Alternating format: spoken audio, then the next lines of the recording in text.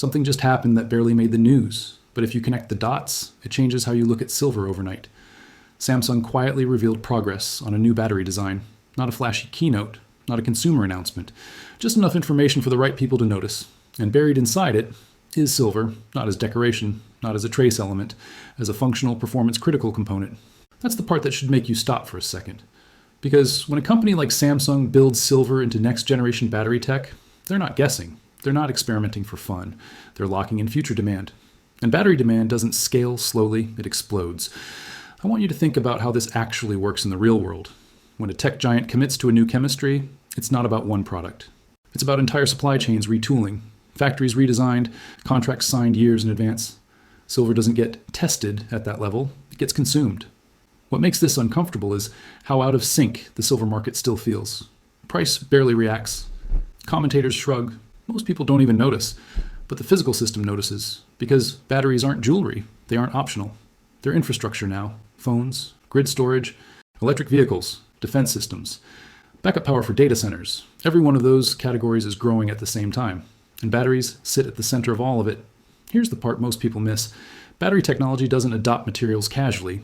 Anything added has to justify itself on performance, durability, and efficiency. Silver doesn't get included unless it solves real problems. Conductivity, heat management, energy density, longevity. Once it's in, it tends to stay in. That's why this matters so much more than a headline suggests.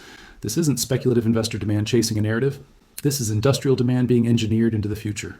And unlike investors, industry doesn't sell into rallies. It takes delivery.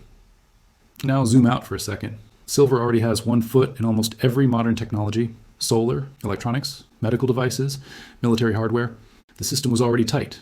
Now imagine battery demand stacking on top of that. Not gradually, exponentially. This is where the word supply starts to feel very theoretical. Because silver supply doesn't respond like tech demand. You don't spin up new mines just because engineers found a better battery design. Most silver comes as a byproduct: copper mines, zinc mines, lead mines. That means silver production is stuck piggybacking on other markets that have their own cycles and constraints. So when demand surges unexpectedly, the system can't stretch. It fractures. That's why this feels like a pressure event, not a trend. Samsung didn't just drop a product idea. They signaled a direction.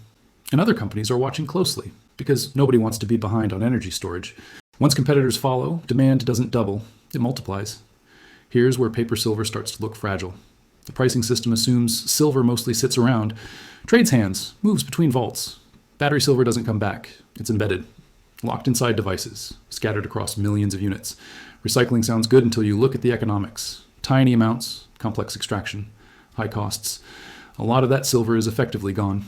That's the kind of drain spreadsheets don't model well. So while futures markets trade contracts back and forth, the physical metal is being permanently removed from circulation. That gap can stay hidden for a while, until someone asks for delivery. This is why industrial users don't wait for confirmation. They don't trust just-in-time supply anymore. They secure metal early. They sign long contracts. They build buffers. And that behavior alone tightens the market further. You won't hear panic. You'll hear silence. Silence is how real shortages begin. What's fascinating is how the mainstream still frames silver as underperforming, as if it's failing some test. But silver isn't trying to perform for traders. It's being drafted into service by engineers.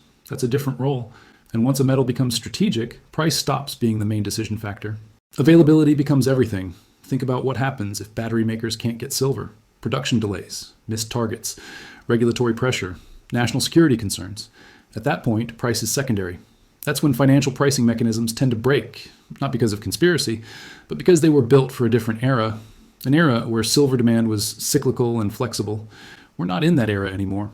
Energy storage is a political priority now, a military priority, an economic priority, and silver just got pulled deeper into that orbit. This is why I'm paying attention to this Samsung development, not because it guarantees anything, but because it confirms a direction that was already forming. Silver is moving from investment metal to industrial bottleneck. That transition doesn't show up cleanly on charts. It shows up in procurement behavior, and that behavior is changing. If you're wondering why inventories don't seem to match the narrative, this is why. Inventory numbers don't tell you what's spoken for. They don't tell you what's locked into future contracts. They don't tell you what's already designed into products not yet built. By the time it's visible, it's usually late. History is full of examples like this. Materials that looked abundant right up until demand turned structural. Uranium, oil, rare earths. The The story is always the same: slow buildup, quiet accumulation, then a sudden realization that the buffer is gone. I'm not saying this happens tomorrow or next month. I'm saying the ingredients are now undeniable. Silver demand is no longer just monetary or ornamental, it's technological. And technology doesn't retreat once it commits. If you take nothing else from this, remember this part. Markets don't break when everyone is excited. They break when assumptions quietly stop matching reality. Right now, the assumption is that silver is plentiful enough, liquid enough, replaceable.